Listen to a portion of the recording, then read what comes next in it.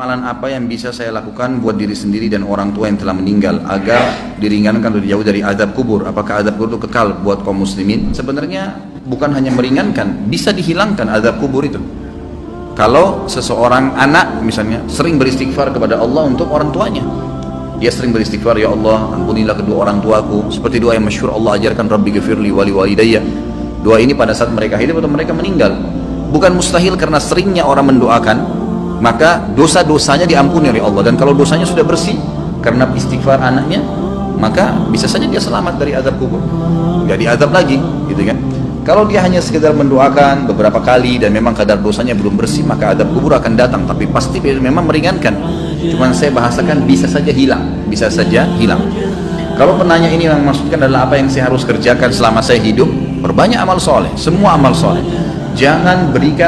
Jangan tinggalkan peluang apapun dalam mengerjakan kegiatan atau perbuatan amal soleh apapun, sekecil apapun, apa saja, senyum dengan muslim, bersedekah dengan 1.000 rupiah, apa saja yang kebetulan Allah sedang mudahkan di depan mata kita, jangan disia-siakan, kerjakan semuanya. Sebagaimana sabda Nabi SAW, la tahkiranna minal ma'rufi syai'a, jangan pelit-pelit dengan perbuatan amal soleh. Kita temui ada satu orang yang lagi sedih, senangkan dia, tanya ada masalah apa, hibur, berikan nasihat. Ada orang yang sedang salah, luruskan dengan nasihat. Ada orang sedang butuh, kita bantu. Ada orang sedang sakit, dijenguk. Ada orang yang sedang terdolimi, kita tolong, gitu ya. Seperti itu. Jadi memang apa saja amal soleh. Ada orang yang sedang minta-minta, kita berikan.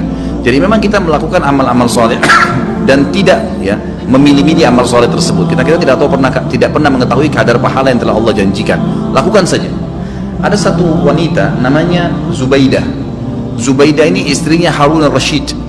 Kalau teman-teman pernah dengar ada satu khalifah Abbasi, ya, dinasti Abbasiyah namanya Harun Rashid. Orangnya sangat terkenal dengan wibawahnya, dengan kekuatan militernya. Waktu itu Islam sangat berjaya gitu.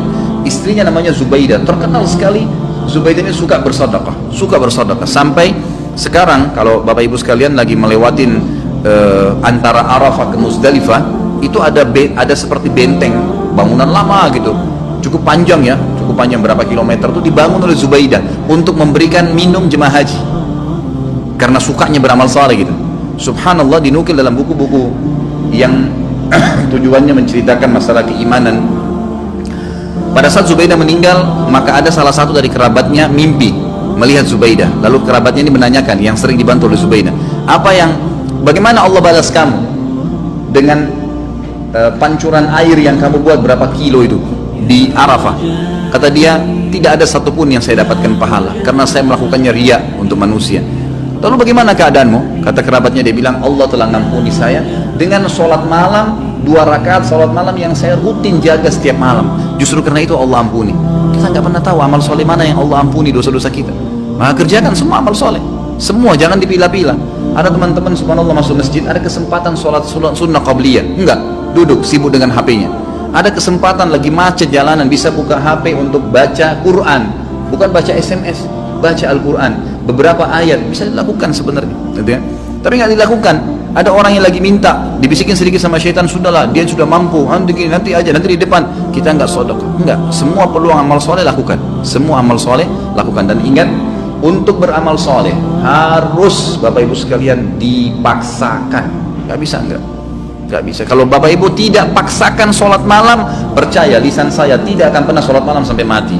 Kalau kita tidak pernah paksakan, jadwalkan, ambil tuh Quran di rak untuk dibaca, maka kita tidak akan pernah baca, karena syaitan itu selalu memasukkan angan-angan, gitu kan? Kalau kita mau ibadah, dia nggak bisa bilang jangan ibadah, tapi diangan-anganin sama dia, nanti sekalian baca sekian juz, supaya kita undurnya sudah cukup untuk membuat kita meninggalkan amal soleh tersebut.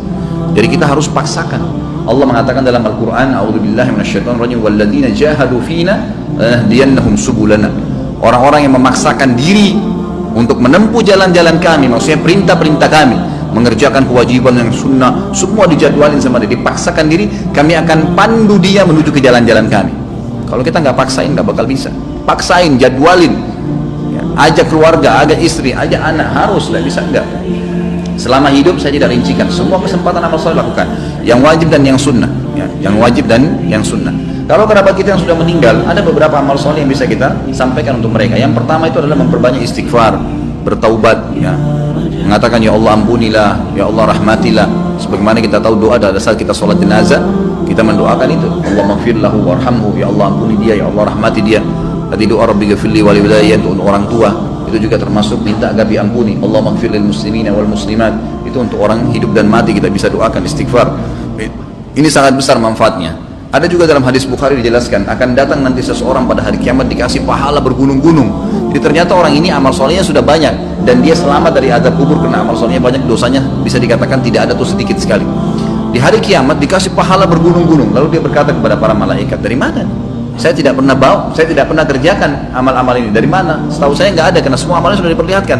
Dia bilang ini istighfar anakmu untukmu. Karena pada saat istighfar, ya Allah ampunilah kedua orang tua aku, kita mengatakan Rabbi ghfirli wa li walidayya, ternyata dosa mereka memang sudah bersih, udah nggak ada lagi, maka tetap itu dijadikan sebagai pahala karena tidak ada pembersihan dosa, maka jadi pahala buat mereka. Kemudian ilmu yang bermanfaat yang dia milikin, yang pernah diajarkan kepada kita, makanya saya sarankan orang tua agar selalu tiap hari berbicara dengan anak-anak, titipkan selalu pesan-pesan agama kepada mereka, masalah sholat, masalah apa saja, maka mungkin mereka akan jadikan sebagai prinsip hidup. Itu ilmu yang bermanfaat.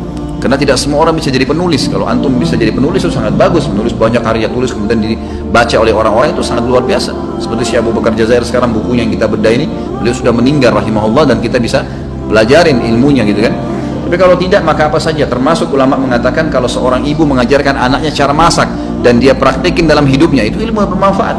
Seorang ayah mengajar anaknya untuk ke masjid, laki-laki misalnya, mengajar anak-anak untuk mewajibkan mereka untuk pakai jilbab, lalu jadi prinsip hidup mereka, itu semua ilmu yang bermanfaat.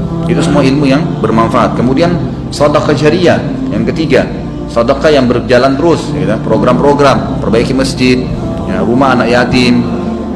Dan ada di sini yang saya ingin ditiberatkan, yang banyak dilupakan oleh kaum muslimin, ya. Kita masih jarang sekali berpikir untuk membiayai para dai-dai dan ulama-ulama kita. Ada tulisan buku yang insya Allah juga sudah saya tulis, ya, insya Allah saya terus akan penuhi poin-poinnya. Saya judulnya itu wahai muslim muliakanlah ulama. Kita kadang-kadang berpikir atau belum berpikir, ya, kalau bertemu antara seorang alim ulama memang dia sangat luar biasa ilmunya. Bertemu antara dia, kata ulama, ini pendapat para ulama, seorang alim bertemu dengan seorang fakir miskin, tapi si alim juga ini kehidupannya pas-pasan, yang mana didahulukan? Kata para ulama, si alim yang didahulukan dari si fakir miskin. Karena dia juga dalam keadaan miskin. Kenapa? Karena satu orang alim itu bisa memberikan manfaat kepada jutaan umat dibandingkan dengan orang fakir miskin yang tidak punya ilmu. Sampai pada tingkat itu.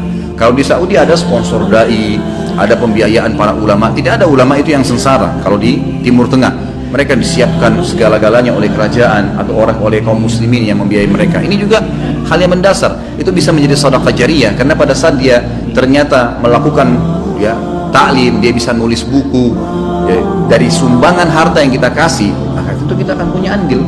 Masjid dibangun, rumah anak yatim, memperbaiki janda-janda, rumah-rumah janda, kemudian membantu kaum muslimin kayak sekarang yang lagi, ya, tersiksa, ditampung mereka, kita sumbang. Itu semua hal-hal mendasar yang bisa menjadi perbanyak, ya, amal kita nanti pada saat meninggal. Kemudian haji dan umroh ini juga dibolehkan bagi orang yang hidup menghajikan dan mengumrahkan orang yang sudah meninggal atau orang yang sudah tidak mampu. Hadis Bukhari menjelaskan masalah itu. Seseorang datang kepada Nabi SAW berkata, ya Rasulullah, sungguh ya Rasulullah, orang tua saya, ayah saya sudah tidak mampu mengadakan perjalanan haji, umroh, bahkan musafir, tapi masih hidup, sudah tua sekali nggak mampu. Apakah boleh saya haji dan umroh untuknya? Kata Nabi SAW, umroh dan hajilah untuknya. Berarti orang tidak mampu boleh. Orang yang sudah meninggal adalah hadis Bukhari juga, seseorang sahabat pada saat sedang haji bersama Nabi SAW, lalu dia berkata, ya Allah, labbaik Allahumma hajjan an syubrumati. Ya Allah, saya niat haji untuk syubrumah, keluargaku yang sudah meninggal. Lalu Nabi SAW mengatakan, ahajjta an nafsik, kau pernah haji nggak buat dirimu? Dia bilang belum ya Rasulullah. Kata Nabi SAW, huj an nafsik thumma huj an syubrumati. Haji dulu buat dirimu, baru kau boleh hajikan kerabatmu yang sudah meninggal. Hadis ini juga menjelaskan bolehnya haji dan umroh untuk kerabat. Ini kurang lebih yang diberikan gambaran oleh